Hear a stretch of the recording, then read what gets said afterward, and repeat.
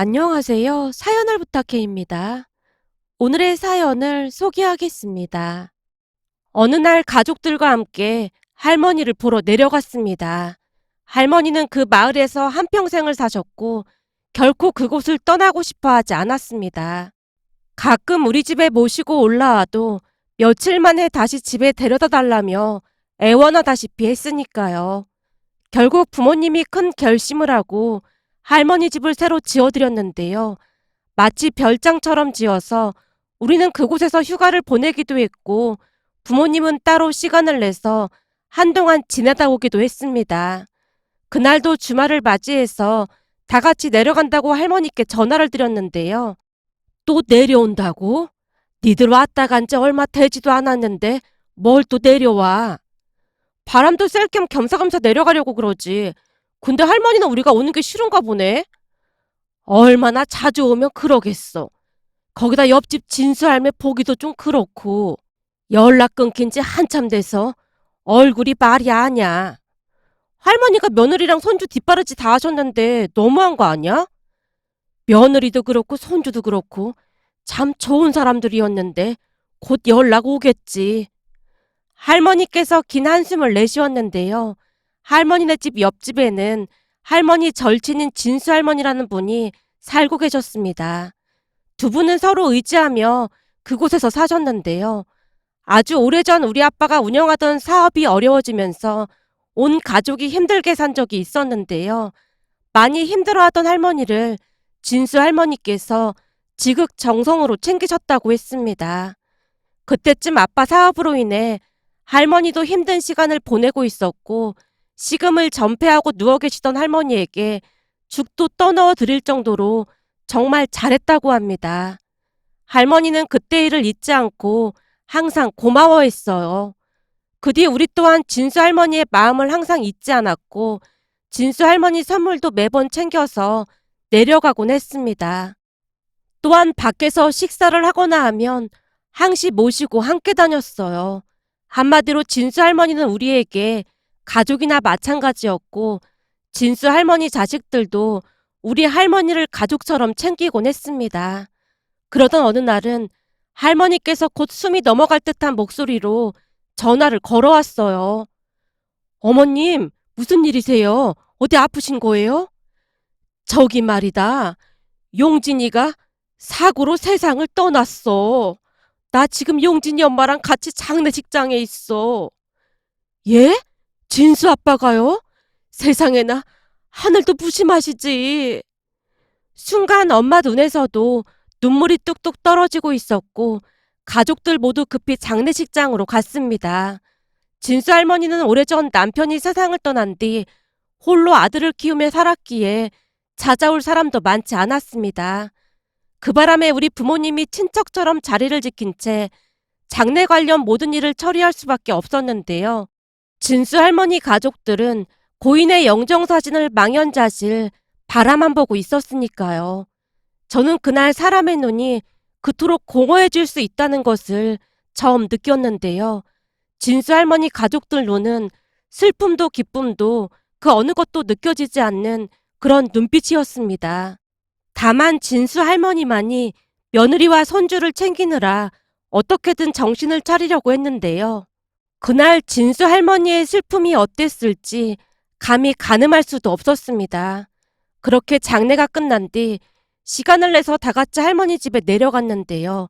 할머니께서 슬픔을 억누르지 못한 채 입을 열었습니다. 용진이 엄마가 밥도 안 먹고 누워만 있는데 어쩌면 좋다니. 하긴 자식 잃은 그 심정이 어떨지 짐작이 가고도 남지. 그렇고 말고. 그래서 제가 죽 좀 끓여볼까 해서 재료 사왔어요.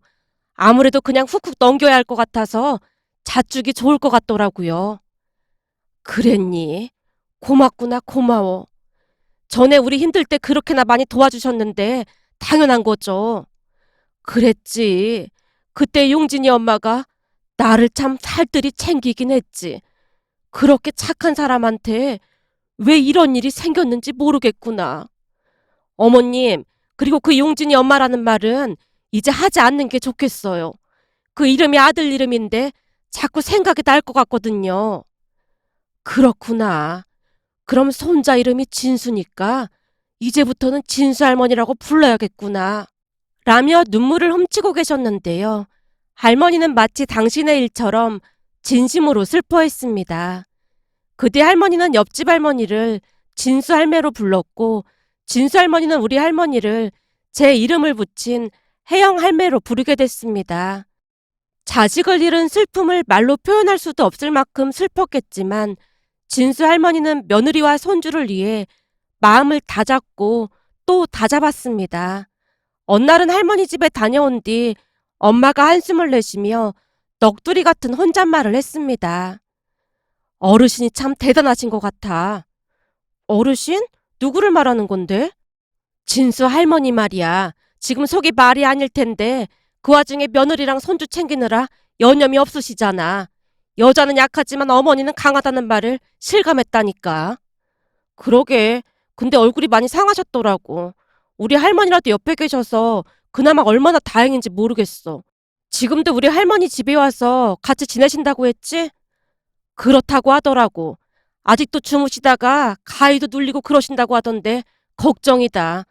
다음에 갈 때 할머니 홍삼 타면서 진수 할머니 홍삼도 하나 사야겠어. 라며 엄마가 눈물을 훔쳤습니다. 그 뒤 진수 할머니는 남은 가족들을 위해 당신의 모든 힘을 끌어모아 하루하루를 버티고 있었고, 그런 진수 할머니 곁을 우리 할머니가 함께 했습니다. 그런 시련 속에서도 시간은 여전히 흘러갔고, 우리는 진수 할머니 가족들과도 안부를 주고받으며 지냈어요. 그 사이 할머니 손자 진수는 명문 의대에 합격을 했는데요. 그나마 그 소식은 진수 할머니께 큰 위안이 됐고, 진수가 의대에 합격했다는 소식을 듣자마자 두 가족이 모여서 축하 파티를 하기도 했습니다. 그날 진수 할머니께서 정말 오랜만에 활짝 웃고 계셨어요.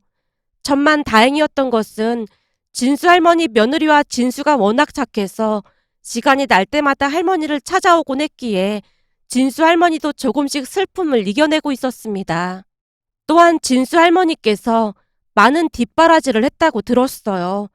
어느 날은 엄마가 할머니께 물었더니 할머니께서 기쁜 목소리로 말을 했거든요.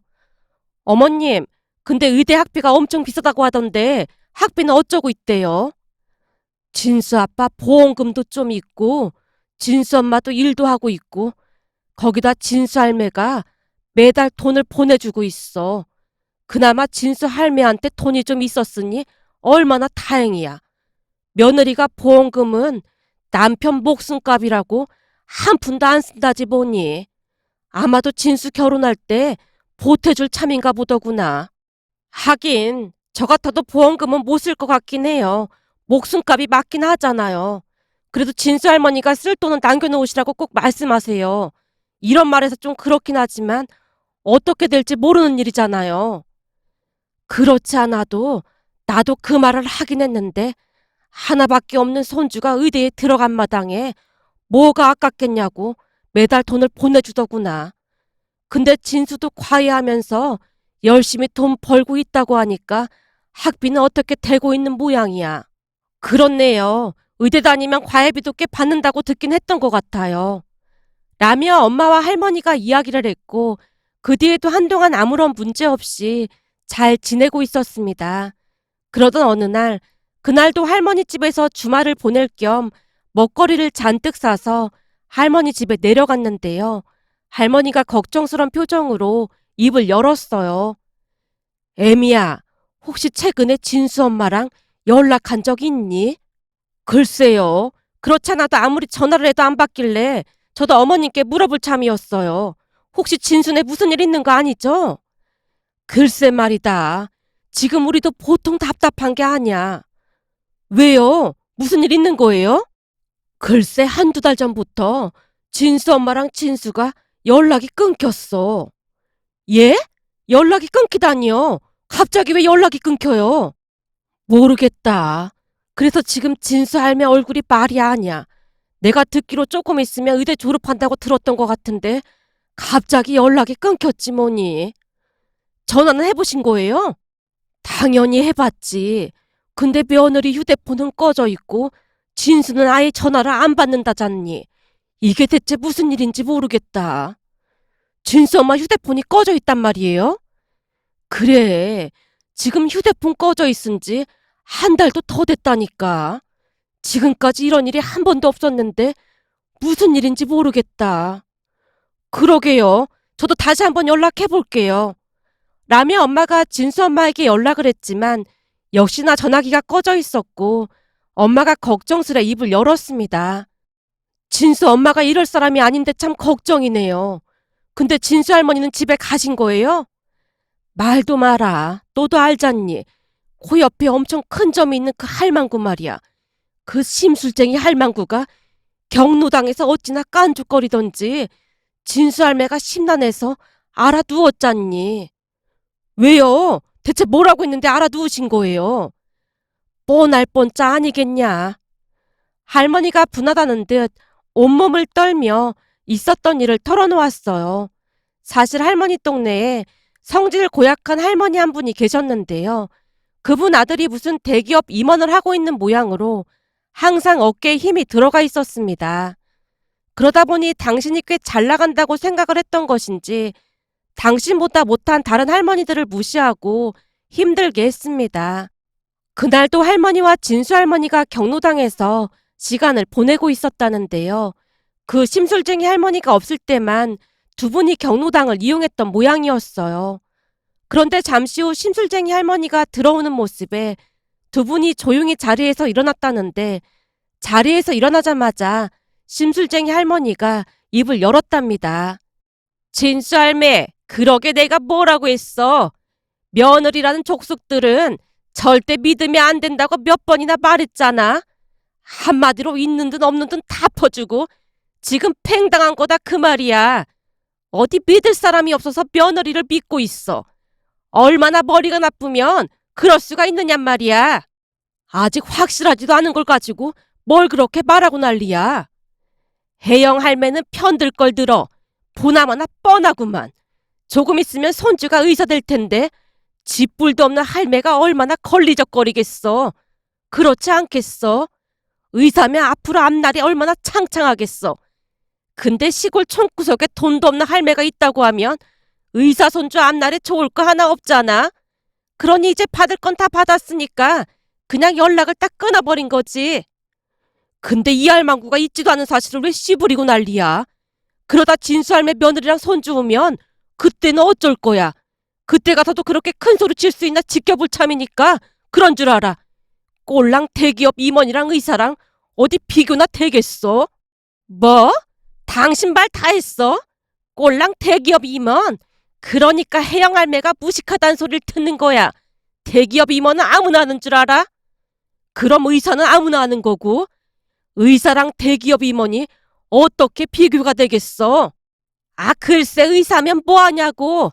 며느리랑 손주가 연락 끊고 톡 꼈는데 그게 다 뭔 소용이 있냔 말이야. 라며 우리 할머니와 심술쟁이 할머니가 말다툼을 하다가 머리채까지 잡고 말았다네요. 할머니 이야기를 묵묵히 듣고만 있던 엄마가 놀라서 물었습니다. 아니 그럼 머리채까지 잡았단 말이에요? 그 할망구가 먼저 자꾸 늘어지는데 내가 참고만 있을 수는 없잖니. 그래서 나도 냅다 머리채를 잡아버렸지. 덩치도 나보다 작은 게 어디서 까불고 있어. 어머님, 어디 다친 곳은 없으신 거예요? 다치긴 왜 다쳐. 그 할망구가 알아누웠지. 떼굴떼굴 굴러가는 모습 보니까 어찌나 속이 시원했는지 몰라. 그동안 나도 참을 만큼 참은 거니까 잔소리는 하지 마라. 안 다치셨으면 됐어요. 만약 다치셨다면 가서 다 뒤집어 엎으려고 했죠. 아이고, 순딩이 애미 입에서 별말이 다 나오네. 할머니가 놀리듯 말했지만 엄마가 팔까지 걷어붙인 채 씩씩댔습니다. 누가 어머님 다치게 하면 뒤집어 엎다 뿐이겠어요? 그래도 애미가 편들어주니까 아주 든든하구나. 그나저나 그 착하던 진수할매 며느리가 왜 마음이 변한 건지 참 답답하구나. 제 생각에는 마음이 변했다기보다는 무슨 일이 있는 게 아닐까요? 여지껏 지켜봤는데 그런 사람으로 보이진 않던데요. 그렇지. 애미 네 눈에도 그리 보였지? 당연하죠. 사람이 참 착해 보이던데 무슨 일인지 모르겠네요. 그 진수 학교에 연락을 좀 해보는 건 어떨까요? 나도 그 말을 안 해본 건 아닌데 진수 할매가 절대 못하게 하잖니. 왜요? 엄마 물음에 할머니가 슬픈 표정으로 고개를 떨구다가 힘겹게 대답했습니다. 그 뭐냐? 혹시나 빤에 하나 며느리랑 손주가 마음 먹고 연락 끄는 거면 난처해 하지 않겠냐면서 절대로 연락하지 말라고 하더라고. 엄마 마음이 그런 거 아니겠냐? 할머니가 슬픈 표정으로 긴 한숨을 내쉬는 모습에 엄마도 따라 한숨을 내쉬고 있었는데요. 진수 할머니의 인생이 너무나 가엾다는 생각마저 들었습니다. 그날 외식을 하기 위해 진수 할머니를 모시러 갔지만 밥 생각이 없다며 손사래를 친 채 누워만 계셨어요. 그 모습에 할머니 얼굴에도 근심이 가득했습니다. 그 와중에 심술쟁이 할머니가 또다시 도발을 하기도 했는데요. 식사를 하고 돌아오고 있었는데 집 근처에 심술쟁이 할머니와 다른 할머니들이 삼삼오오 모여서 쑥덕거리고 있었습니다. 그러게 무식하면 답도 없다니까. 아니 아들도 죽은 마당에 어디 할 짓이 없어서 피 한 방울 안 섞인 며느리한테 돈을 퍼주고 난리야 난리가. 그러게 며느리란 족속들은 절대 믿으면 안 된다고 내가 늘 말했잖아. 그 족속들은 앞에서는 잘하는 척 알랑방구 끼면서 뒤에서는 딴맘을 먹는다니까. 내가 그런 족속들을 한둘 본 게 아니라니까. 라며 심술쟁이 할머니가 우리 가족을 노려봤습니다. 그 모습에 할머니 눈이 싸늘하게 희번덕거린 채 심술쟁이 할머니에게 달려들려고 했지만 엄마가 할머니를 말리며 속삭였어요. 어머님, 제가 이상한 사람들 일일이 상대하지 말라고 했잖아요. 뭐 눈에는 뭐만 보인다는 말도 있잖아요. 저기 어르신, 며느리를 그런 식으로 말하고 다니는데 어떤 며느리가 마음을 열고 차려드리고 싶겠어요. 저 같아도 정이 뚝 떨어지겠네요.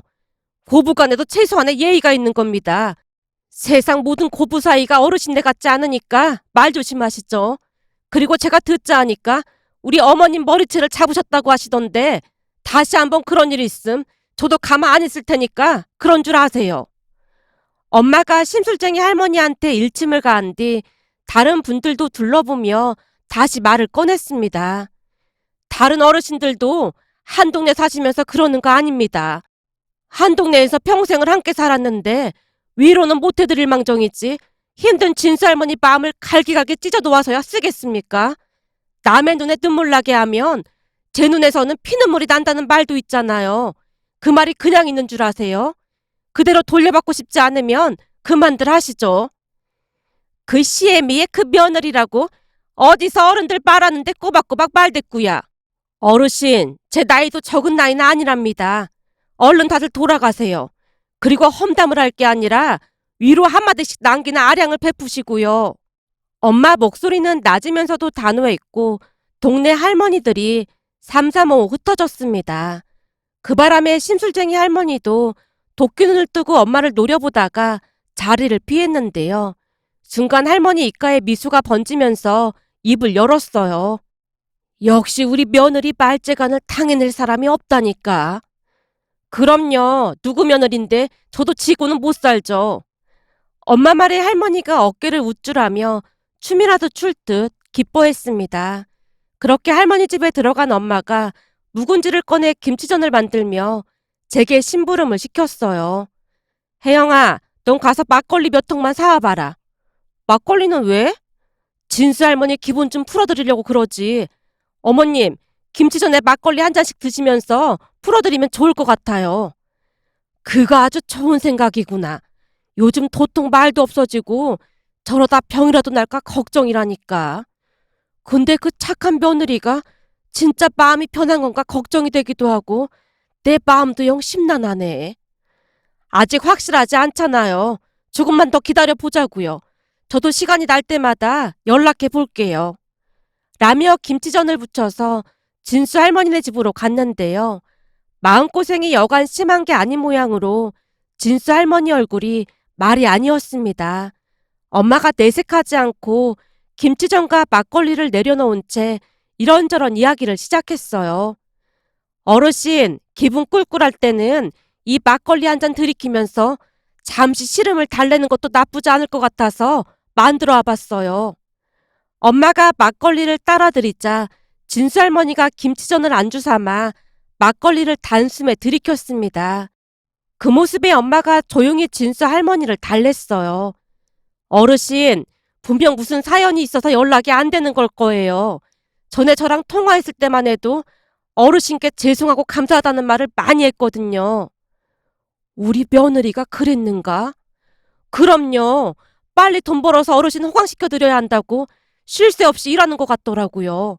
너무 무리하는 것 같길래 건강관리 잘하라고 신신당부까지 했었는데 다른 사람도 아니고 진수 엄마가 땀만 먹을 사람은 아니에요. 분명 말 못할 무슨 일이 생긴 게 확실한 것 같으니까 기다리시면 분명히 연락 올 겁니다. 연락이 오면 좋겠지만 오지 않는다고 해도 난 괜찮네. 다만 무슨 안 좋은 일이 생긴 게 아닌가 걱정이 돼서 일이 심란한 것뿐이야. 아들도 떠난 마당에 내가 며느리한테 무슨 호강을 바라겠는가. 그냥 잘 있다는 말 한마디만 들으면 다 괜찮을 것 같구만.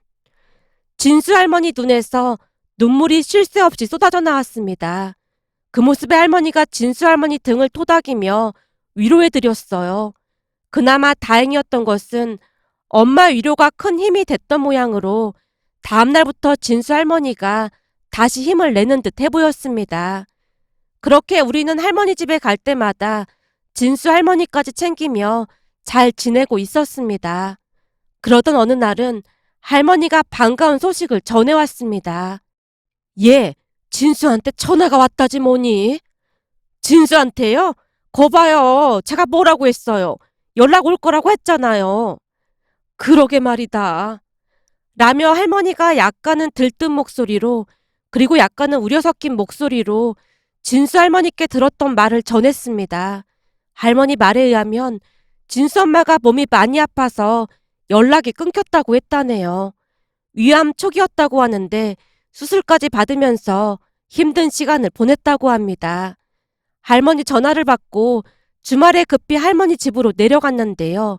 할머니가 안도의 한숨을 내쉬며 말했어요.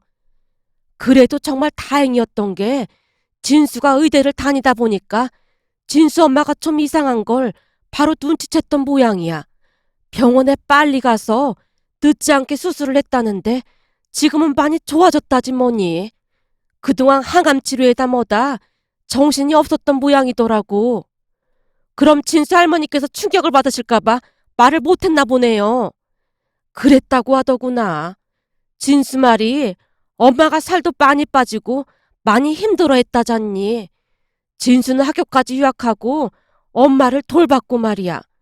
그런 와중에 혹시나 할머니가 충격이라도 받을까 싶어서 둘 다 입도 뻥끗 안 했다잖니. 진수 아빠 일도 있고 했으니 저는 진수 엄마 심정이 충분히 이해가 되네요.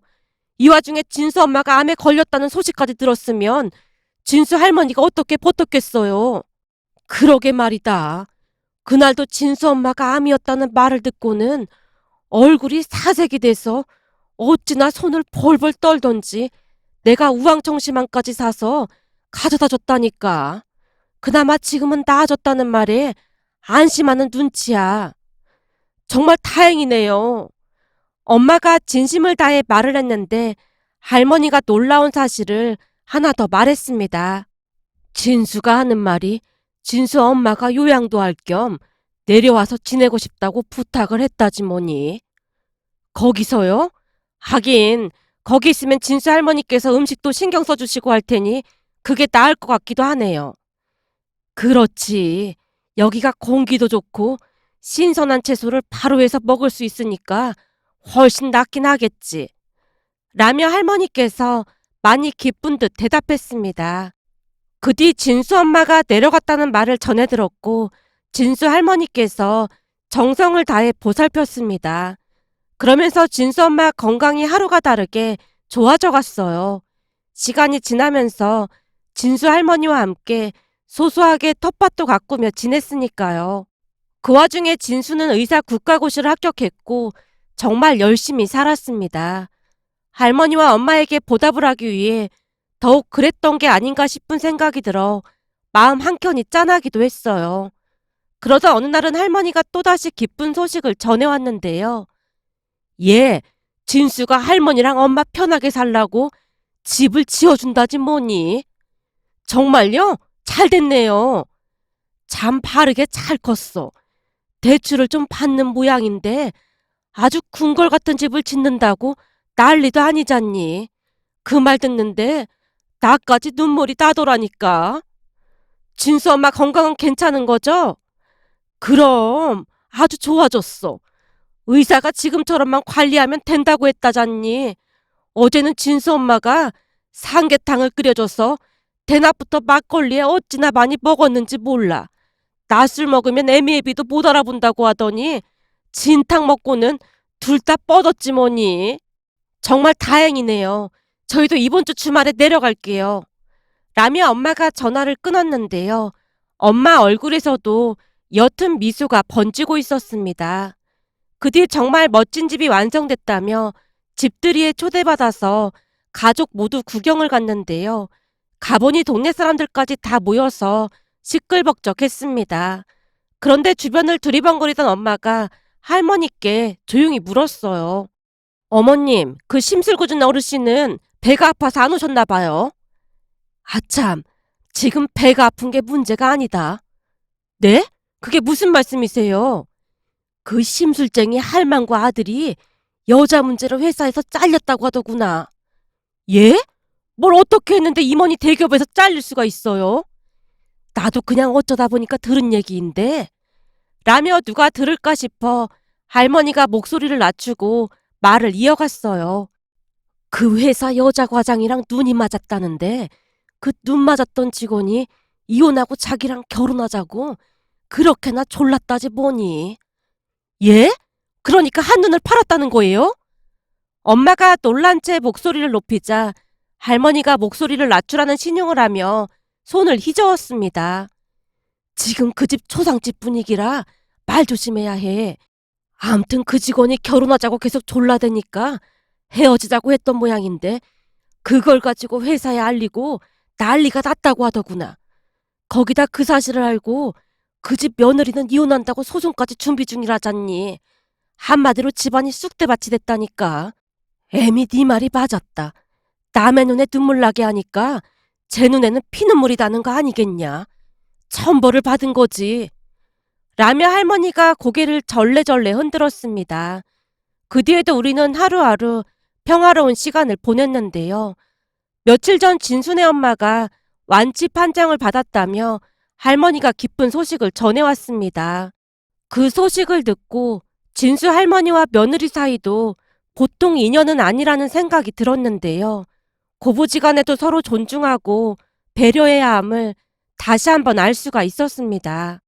고부 사이라고 해도 서로가 조금씩만 배려한다면 얼마나 좋을까 하는 생각에 이렇게 글 남겨봅니다. 오늘의 사연은 여기까지였습니다.